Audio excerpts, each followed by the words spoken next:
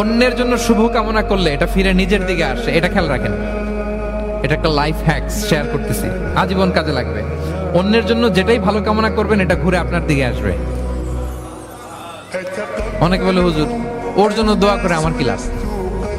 নিজের জন্য আল্লাহ আমারে মাফ করে দাও, আল্লাহ আমারে সমৃদ্ধি দাও, আল্লাহ আমার বেতন বাড়াও, আল্লাহ আমার ব্যবসায় বরকত দাও, আল্লাহ আমার ছেলেরা হাফেজ বানাও, আল্লাহ আমার বউ, আল্লাহ আমার মেয়ে, আল্লাহ আমার আমার আমার সব আমার ভালো আপনি চাচ্ছেন নিজের জন্য, অন্যদের জন্যও চান।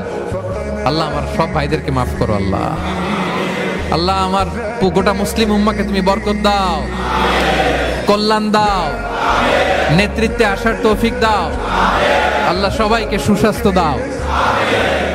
এটা ফিরে আপনার দিকে আসবে।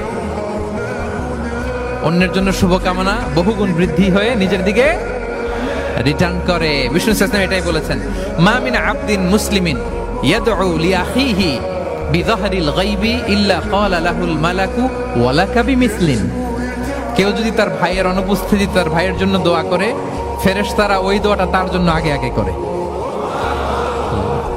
তাহলে অন্যের জন্য শুভকামনা করলে, দোয়া করলে লাভ না লস?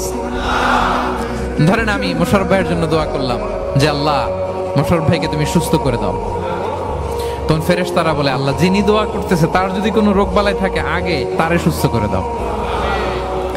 ধরেন আমি বেলায়েত ভাইয়ের জন্য দোয়া করতেছি, আল্লাহ বেলায়েত ভাইয়ের এই সমস্যা আল্লাহ তুমি দূর করে দাও, ফেরেশতারা বলবে আল্লাহ যিনি দোয়া করতেছে তার যদি এই সমস্যা থাকে আগে তারে এটা দূর করে দাও।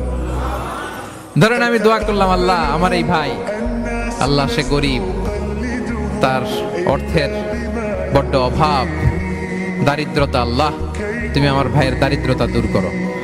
ফেরেশতারা বলে ওয়ালাকা বিমিসলিন, তোমার জন্য এটা, মানে আল্লাহ যিনি দোয়া করতেছে তার যদি অর্থের প্রয়োজন থাকে আগে তার দারিদ্রতা দূর করে দাও।